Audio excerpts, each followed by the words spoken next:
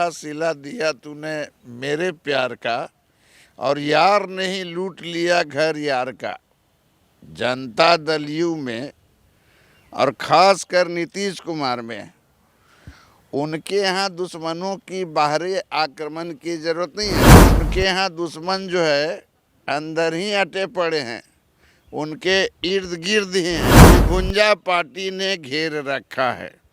अब आप समझ सकते हैं कि भुंजा पार्टी कौन है। इतनी बार नाम उनकी सार्वजनिक हो गई है, कहने के लिए नीतीश कुमार के इर्द गिर्द है, किचन कैबिनेट का मेंबर है और सबसे वफादार है।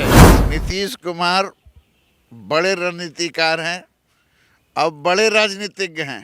अगर ये दो गुण नहीं होता तो जो 2% के ये कुर्मी, जिनका कोई बहुत बड़ा जनाधार नहीं था, इस जात पात वाले दुनिया बिहार में ये 20 वर्षों तक रोहित राज कैसे करते भैया। उपेंद्र कुशवाहा ने अपने उस बेटे को मंत्री पद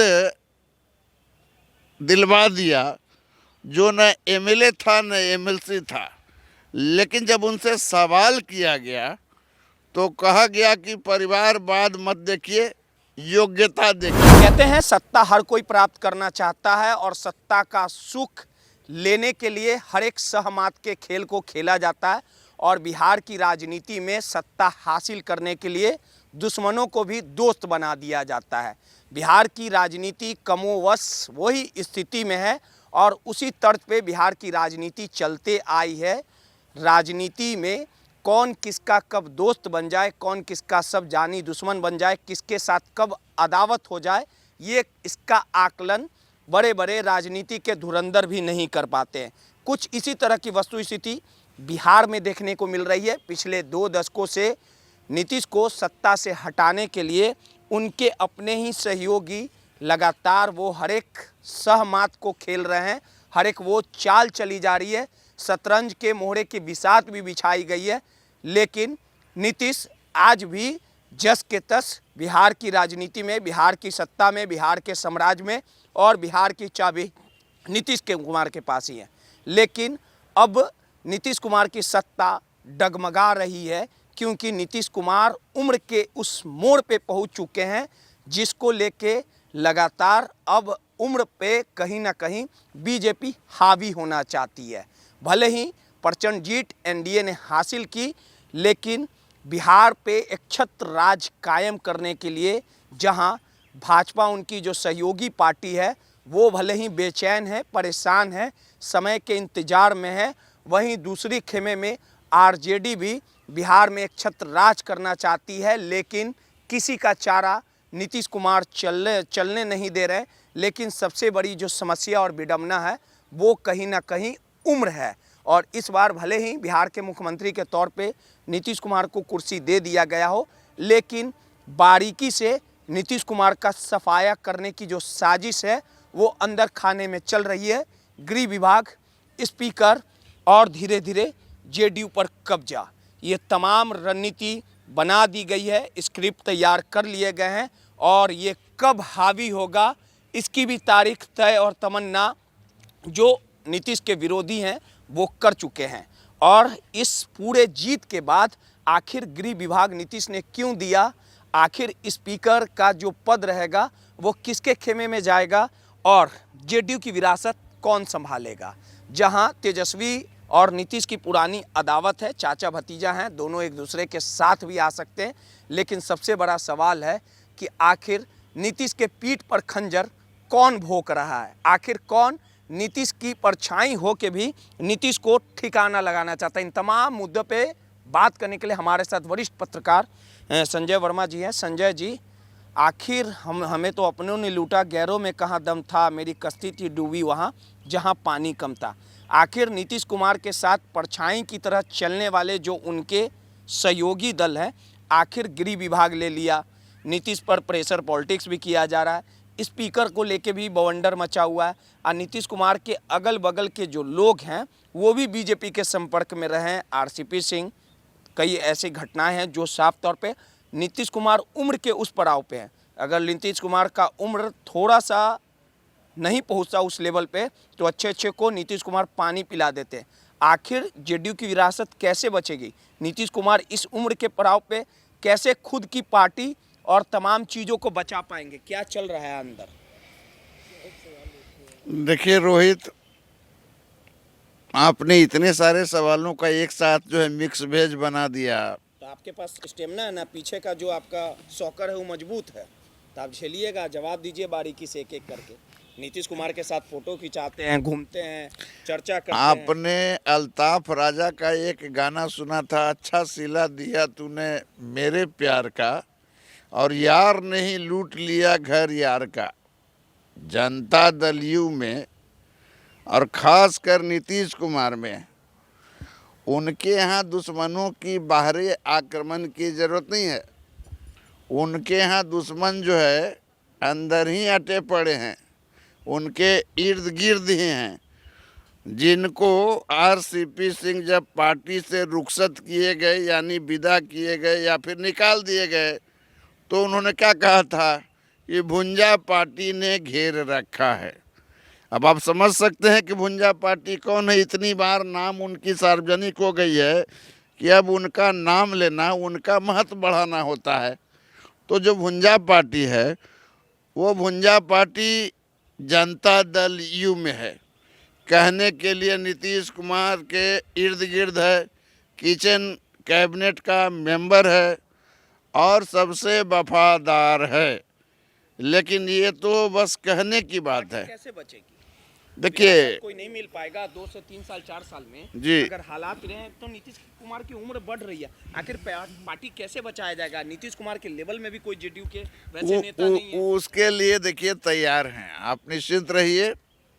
नीतीश कुमार बड़े रणनीतिकार हैं और बड़े राजनीतिज्ञ हैं। अगर ये दो गुण नहीं होता तो जो 2% के ये कुर्मी, जिनका कोई बहुत बड़ा जनाधार नहीं था, इस जात पात वाले दुनिया बिहार में ये 20 वर्षों तक रोहित राज कैसे करते भैया? यही तो उनका जो है सो असली जो है सो मतलब कहिए कि रणनीति है, राजनीति है, जो उनको 20 वर्षों तक टिकाए हुए है।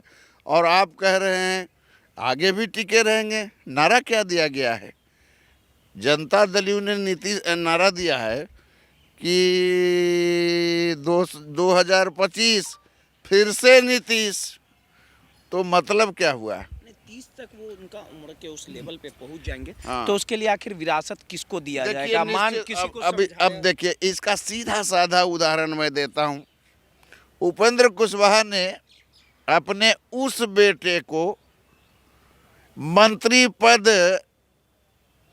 दिलवा दिया जो न एमएलए था न एमएलसी था, लेकिन जब उनसे सवाल किया गया तो कहा गया कि परिवारवाद मत देखिए, योग्यता देखिए। मतलब उनका बेटा सबसे होनहार कहिए या फिर क्वालिफाइड कहिए या बहुत प्रतिभावान था, लेकिन जब बहुत ज़्यादा किरकिरी होने लगी तब उन्होंने स्पष्ट क्या कहा कि पार्टी का विरासत जो है कोई बेटा ही संभाल सकता है, और विधायकों को अगर दे दें तो कई बार जो है पार्टी जो है विलय हो गई, टूट गई, तो ये सारा खतरा रहता है।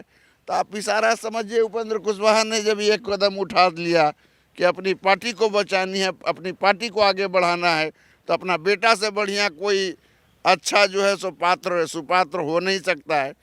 तो आप बात कर लें कि नीतीश कुमार के बाद जो नज़रें हैं, जो नीतीश कुमार की जो उत्तराधिकारी की कुर्सी पर नज़रें हैं, वो नज़र तो निशांत पर ही आकर टिक जाती है ना। उनके जो चाचा हैं सतीश जी, उन्होंने कहा कि निशांत को राजनीति में आना चाहिए। निशांत मान गए हैं। देखिए, निशांत को बस पिताजी का यश भर का देरी है, बाकी वो तो सब काम कर ही रहे हैं भैया।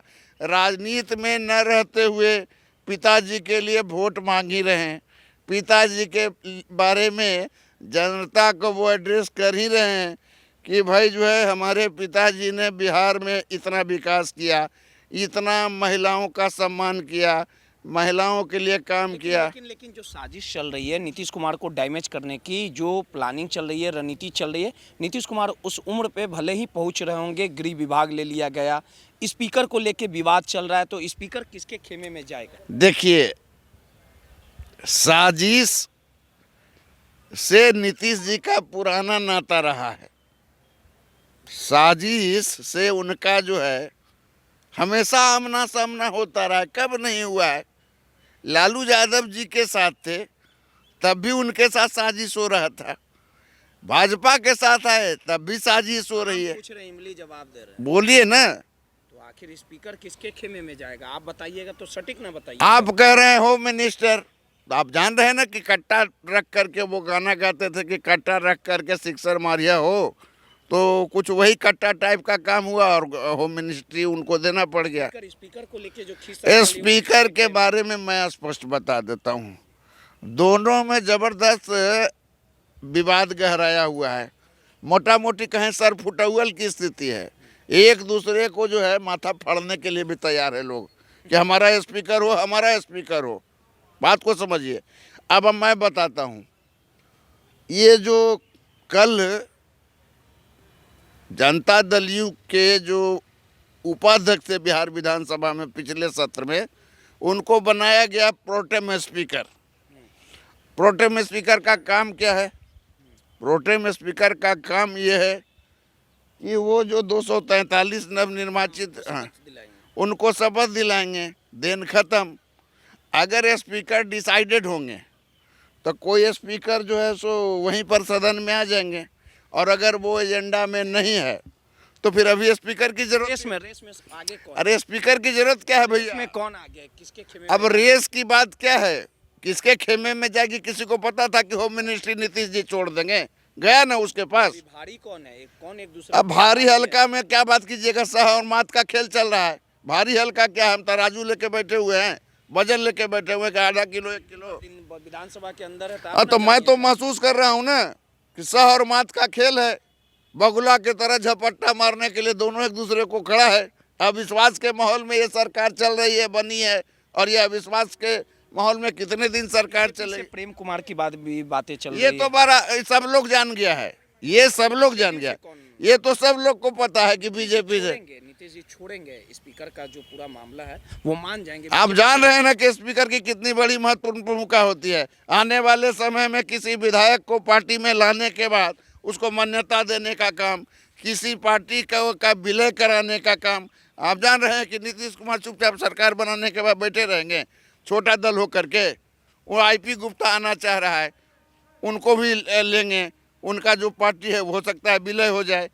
कांग्रेस के जो 6 विधायक हैं, अब बताइए 7 मंत्रियों का पद खाली है। भाजपा ने सबको भर दिया, लेकिन यहाँ 6-7 पद खाली हैं। क्यों खाली हैं? कोई एक रणनीति के तहत ही ना खाली हैं भाई। ऐसा तो नहीं है कि जानबूझ के खाली कर दिया गया है। तो ये जो वैकेंसी छोड़ा गया है, इसका मतलब क्या है कि भविष्य में नीतीश कुमार को अपनी पार्टी का कुनबा बढ़ाना है, और जनता दल यू का नंबर जो है 100 से ऊपर तक जाएगा।